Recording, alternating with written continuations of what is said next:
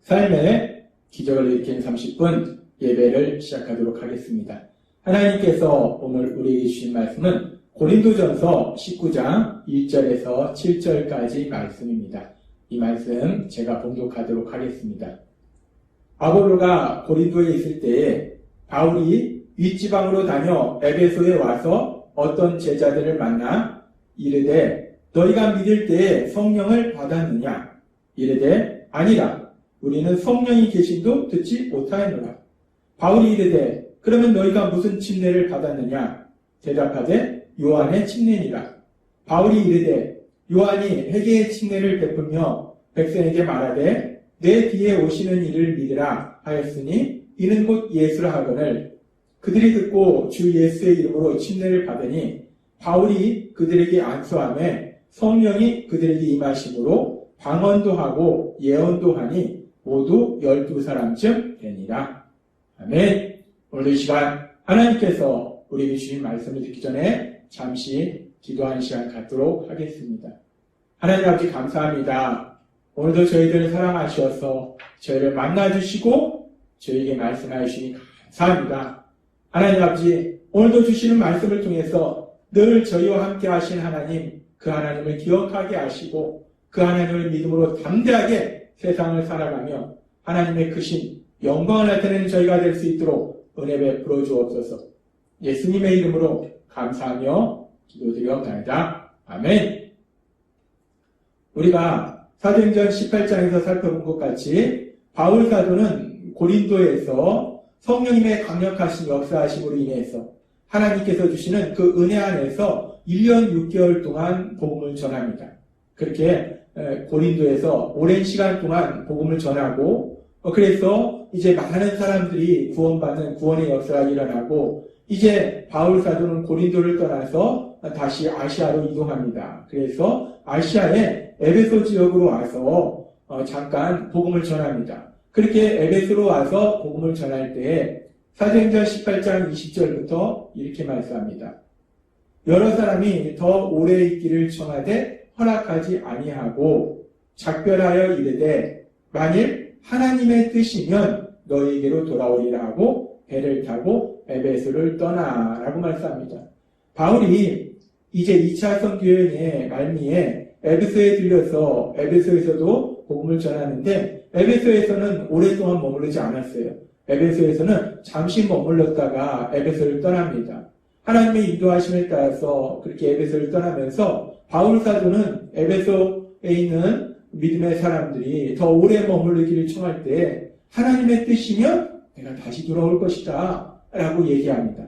그렇게 에베소 사람들에게 이야기하고 에베소를 떠난 바울은 이제 다시 선교여행의 출발지였던 안디옥으로 돌아옵니다. 그래서 안디옥에서 3년 동안의 2차 선교여행 동안에 지쳤던 영과 육을 재충전하는 시간을 갖고 이제 다시 3차 선교여행을 떠납니다.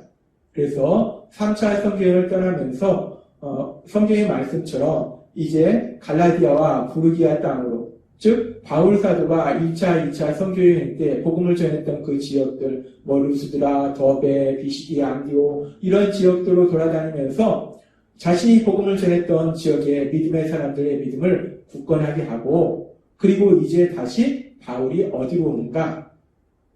바울이 다시 에베소로 옵니다. 에베소를 떠날 때 바울이 하나님의 뜻이면 내가 너희에게로 돌아오리라 라고 바울이 이야기했는데 하나님의 뜻이 바울을 다시 에베소로 인도하셨어요.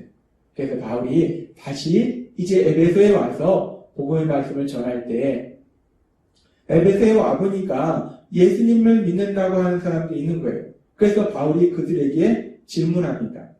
예수님을 믿을 때 아주 중요한 부분에 변화가 있는데 그 부분에 대해서 바울이 질문을 해요. 사도행전 19장 2절은 이렇게 말씀합니다. 이르되 너희가 믿을 때에 성령을 받았느냐? 라고 질문합니다.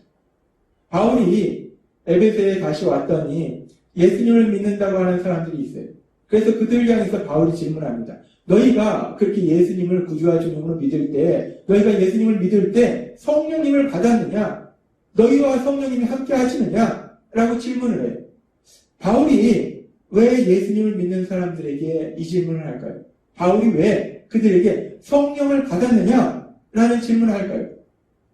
바울 사도에게 하나님이 주신 사명은 예수님의 십자가 죽으심과 부활하심에 대한 복음, 그 복음의 말씀을 전하는 것이 바울 사도의 사명이에요. 그래서 그 복음의 말씀을 전해서 사람들이 예수님을 구주와 주님으로 믿음으로 인해서 구원받도록 도와주는 것, 그것이 바울 사도에게 주신 사명입니다.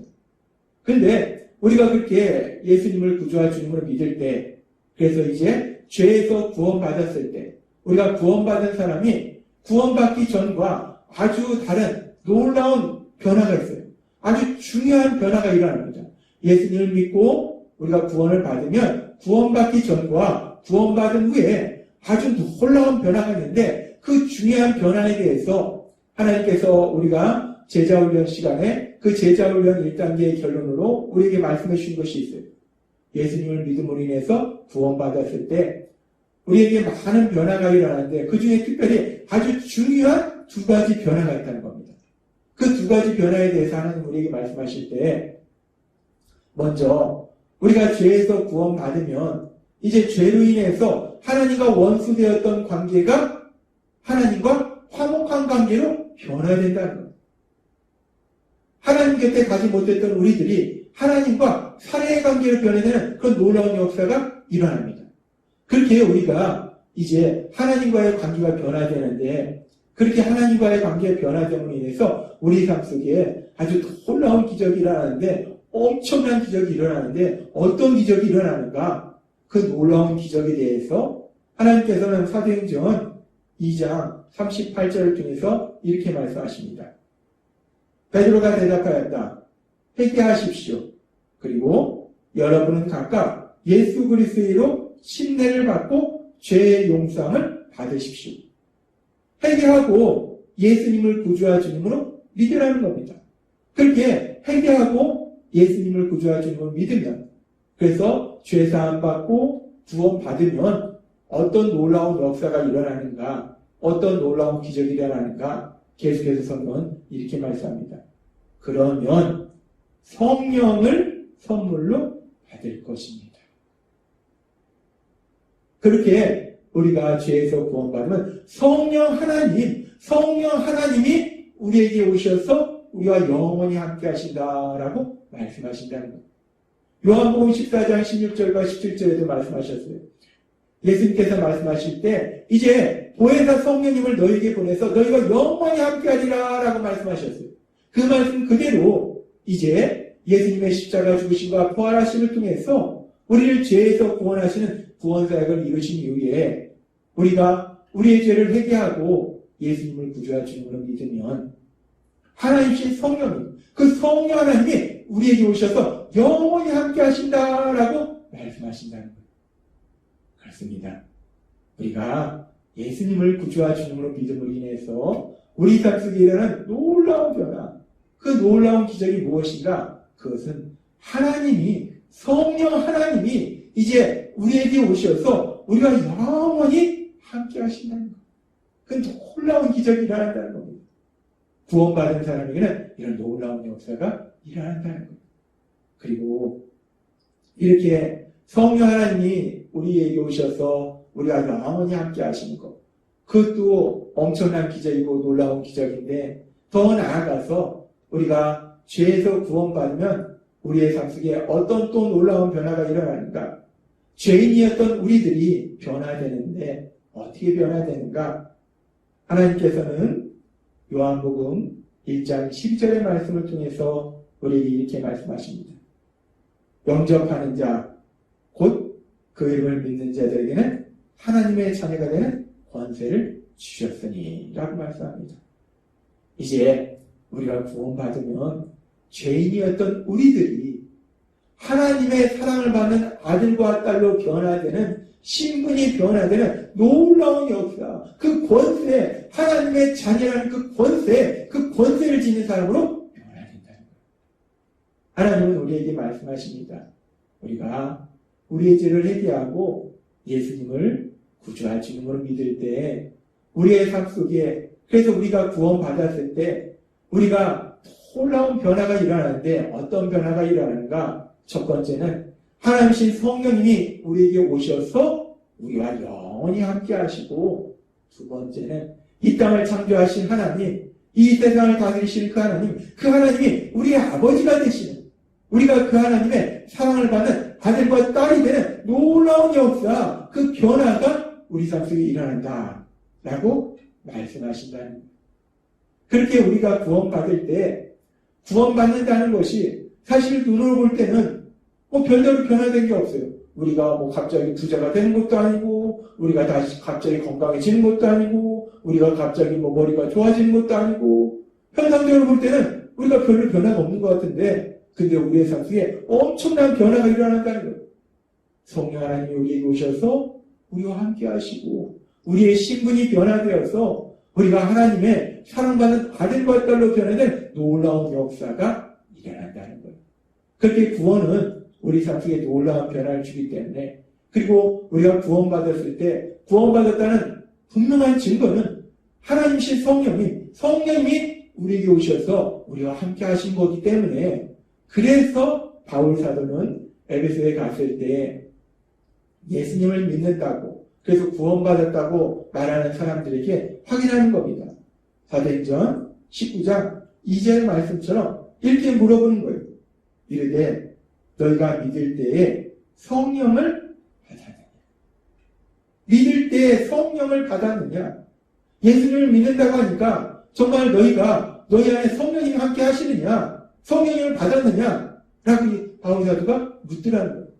우리가 구원받았을 때 우리의 변화 중에 가장 중요한 변화는 성령 하나님이 우리에게 오시고 그래서 우리와 함께 하시는 거기 때문에 내가 구원받았다는 분명한 증거는 그 성령 하나님이 나와 함께 하시는 거기 때문에 바울 사도는 이 부분을 확인하는 거예요. 너희가 정말 구원받았냐는 거예요. 정말 예수님을 믿냐는 거예요. 정말 성령님이 너희와 함께 하시냐는 거예요. 바울 사도가 그래서 구원에 있어서 가장 중요한 질문, 너희가 성령을 받았느냐라고 질문하더라는 거예요. 그런데 우리가 이 말씀에서 살펴보면 지금 에베소에 있는 예수님을 믿는다라고 얘기하는 이 사람들은 성령을 받지 못했어요. 아니, 성령님에 대해서 듣지도 못했습니다. 왜 그러냐면 이들은 온전히 예수님의 십자가 죽으심과 부활하심에 대한 복음의 말씀을 듣지 못했고 그랬기 때문에 온전히 예수님을 구주와 주님으로 믿지 못했고 그렇기 때문에 아직 온전히 구원받지 못했기 때문에 성령님이 그들에게 임하시지 않았다는 거예요. 그런데 참으로 감사한 것은 오늘 말씀을 듣고 있는 우리들은 예수님의 십자가 죽으심과 부활하심에 대한 그 복음의 말씀을 들었고 우리가 그렇게 복음의 말씀을 들을 때 우리를 사랑하시는 우리를 불쌍히 여기시는 하나님께서 역사하셔서 성령 하나님을 통해서 우리가 그 말씀을 통해서 우리의 죄를 회개하도록 인도하셨고 우리가 예수님을 구주와 주님으로 믿도록 인도하셔서 오늘 말씀을 듣는 우리들은 구원받은 사람으로서 우리 안에 성령 하나님이 함께하고 계심을 믿습니다. 바울 사도가 에베소에 있는 그 믿는다 얘기하는 사람들에게 너희가 성령을 받았느냐라고 질문했을 때 그들은 우리가 성령의 계심도 듣지 못했노라 라고 대답하지만 우리에게 너희가 성령을 받았느냐라고 질문했을 때 우리는 담대하게 우리가 성령님이 우리 안에 계신다고 성령님이 우리와 함께 하신다라고 말할 수 있는 복을 누리고 있다는 겁니다. 따라서 우리가 세상을 살아갈 때 그렇게 우리와 함께 하신 성령님 그 성령님의 인도하심과 도우심으로 인해서 날마다의 삶 속에 하나님 주신 참된 기쁨과 평안을 누리는 행복한 삶을 사시는 여러분이 되시길 주님의 이름으로 축원합니다. 기도하겠습니다. 하나님 아버지 감사합니다. 오늘도 주신 말씀처럼 에베소에 있는 예수님 믿는 사람들은 온전히 복음의 말씀을 듣지 못했기에 그래서 구원받지 못했기에 성령님이 그들에게 임하시지 않았지만 오늘 말씀을 듣는 저희들은 복음의 말씀을 들었고 성령님이 역사하셔서 우리가 예수님을 구주와 주님으로 믿음으로 인해서 구원받았기에 우리 안에 성령 하나님이 함께하고 계심을 믿습니다. 날마다의 삶 속에 우리와 함께 하시는 하나님, 그 성령 하나님의 인도하심에 따라서 하나님이 주시는 참된 기쁨과 평안을 누리는 저희 모두가 될 수 있도록 은혜 베풀어 주옵소서. 예수님의 이름으로 감사하며 기도드렸나이다. 아멘. 이 시간도 하나님께서 우리 주신 말씀을 묵상하면서 조용히 기도하는 시간을 갖도록 하겠습니다.